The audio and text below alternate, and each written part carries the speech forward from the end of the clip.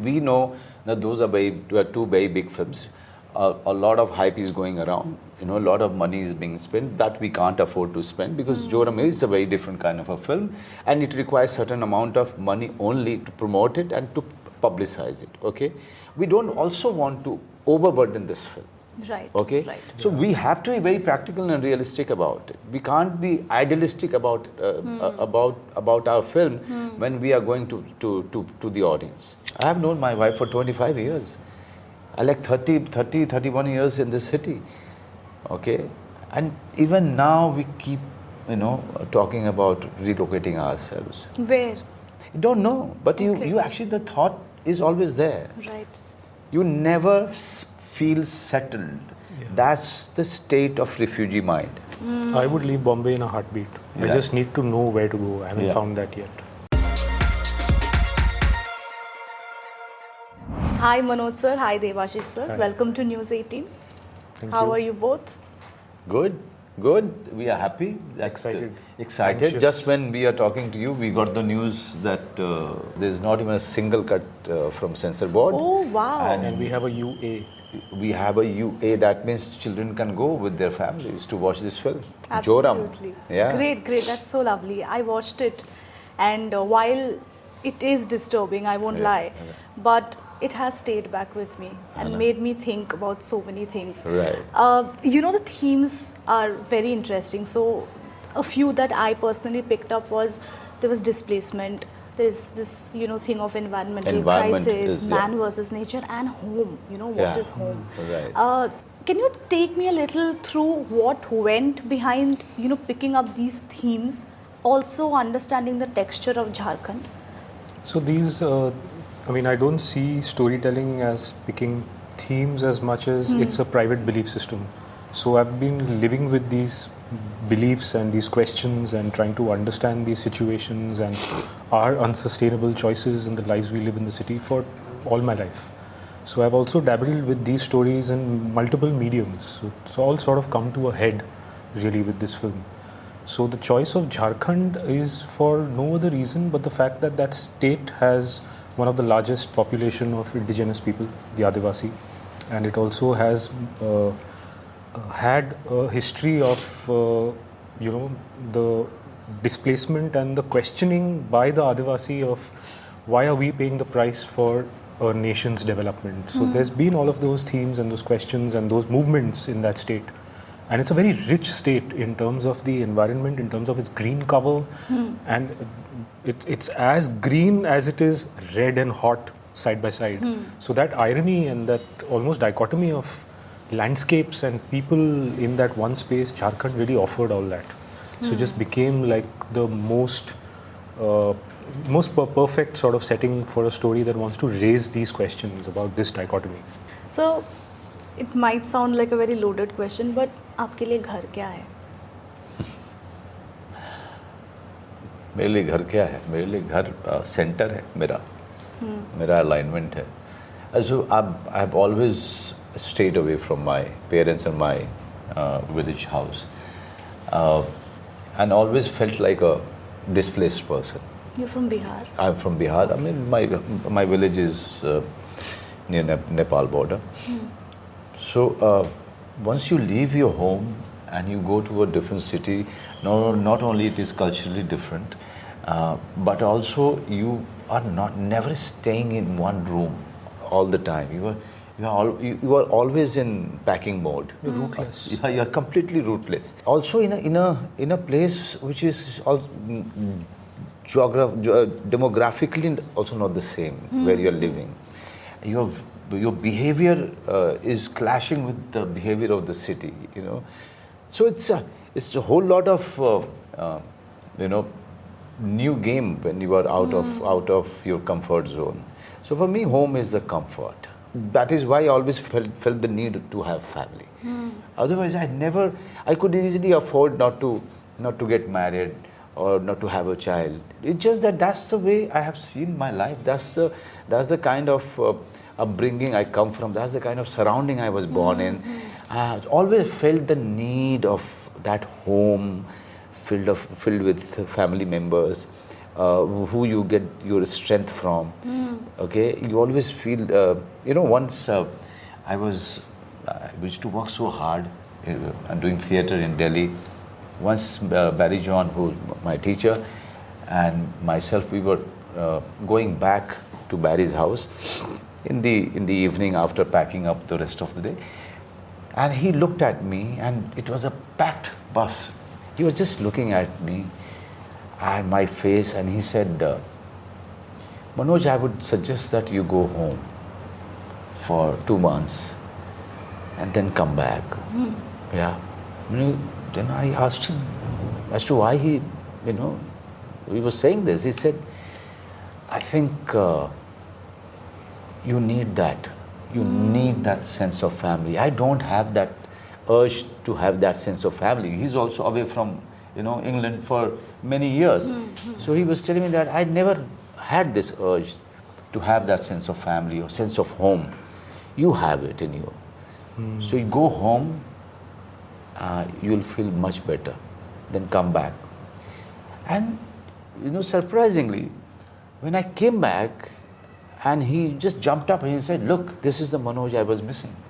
Wow. So this is what home means to me. Yeah, and this is what home can do. Yeah. In the professions that you both are in, it's been a few years, for you. It's been decades for you, sir. Does this place finally feel like home, or do you still struggle with that? It doesn't feel like home. No. Still feel like an outsider? Yeah. You always feel like an outsider. Still, though my daughter is grown up, we have a sense of little bit of freedom of moving anywhere. Every time, Shavana and myself, we always end up talking about relocating. Even now? Even now. And that's that's something which has been very constant for all of these years. I have known my wife for 25 years. I 31 years in this city. Okay? And even now we keep, talking about relocating ourselves. Where? You don't know, but you actually, the thought is always there. Right. You never feel settled. Yeah. That's the state of refugee mind.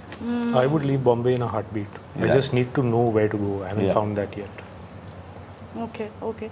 So, before we started the interview, I just overheard a conversation. Sorry for eavesdropping, but you said that Mrs. Sharmila Tagore has watched the film. No, she hasn't. She wants to watch. She wants to. Yeah. Okay.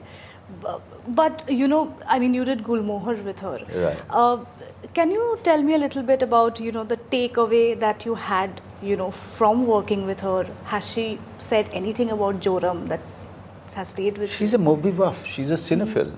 She has worked with Dijit Ray, not in one film. Yeah. But 2 or 3 films, right? Yeah.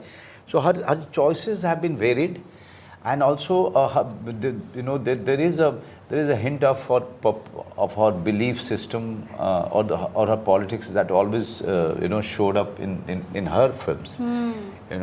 She was the epitome of women empowerment in her time. Okay. Absolutely. And such grace, such integrity, so much knowledge. She's always seeking knowledge. That's such a beautiful part about her personality. And it's still so grounded, still so real, in her approach. And always welcoming. Today morning, we were talking, and she's the one who asked me, she actually called me up because, there was some friend's birthday and she's throwing a party. So she was wondering if I'm in Delhi, if I could attend. And then she started talking about Gulmohar getting awards, and she got Best Actor award in a recent award function. And both Rahul Chitela and myself, we went on stage to receive the award. So she was talking about that, she was happy about it. Gulmohar winning so many and Banda winning so many, but she has seen Banda. Now, in the end, she's only spent time on the phone talking about Joram. How is lovely. it? How is it? You've been losing weight, Manoj, when we were shooting for Gulmohar. I saw you, your discipline, how you were working so hard and you're talking so much about Joram. I want to see this film, Manoj. Please don't deprive me from watching Joram. Yeah. That also says, there are two things it says. That she is very much cued into others' work. And she is someone who is a supporter of good cinema. Absolutely. You know, the parallel cinema movement, your Smita Patil and Nasir could straddle two worlds because they existed. Right. For the generation before that, for a Sharmila Tagore to do the kind of Shami Kapoor film she did and then do a Satyajit Ray film could not have been easy. Could not have been easy. Yeah. The true trendsetter, you know, in that way. Yeah. Okay, so you know one thing about Joram, which I also found, especially in the second part, was this you know theme of choice, you know, making choice, and you know that is something that is so underrated. We don't know what is right, we don't know what is wrong, but you know, taking from that to the professions that you are in, please sir, correct me if I'm wrong. You were the chief AD on Bunty or Bubbly. Yes. From that, you know, one of the most... Before that, I researched... Black Friday also. Black Friday. Yeah, of course, so, no. There was that conflict inside me back then. Right, since the very beginning. Okay, so, but largely today you are, you know, synonymous with indie films. Tell me honestly, have you never felt the box office euphoria or, you know, working with A-listers? Has that never seduced you?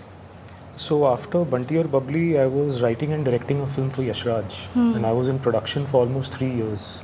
And that film got shelved for whatever reason, and I walked away actually from a 3-film deal. So I was in that space, and but there was a calling.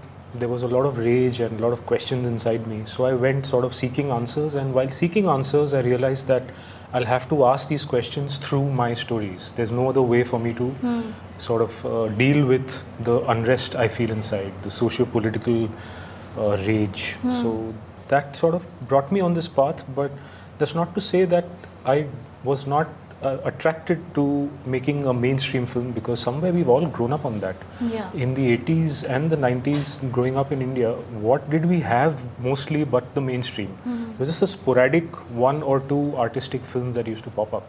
I grew up on Mithun Chakravarti. But then you come to adulthood and you want to explore your voice and you find more options in the early 2000s, so you go down this path. But I keep thinking, if I'd come to Bombay 10 years before the time I came, when Anurag and Ram Gopal Verma were finding their feet, would I have made a film with Mithun Chakravarti or Govinda? Maybe. Maybe. So it's also a culmination of a lot of things, circumstantial, and it's not just a personal choice. Right, right. So have you ever done a film for money? Not for money. Actually, yes. 1 or 2 films I have done in my downtime.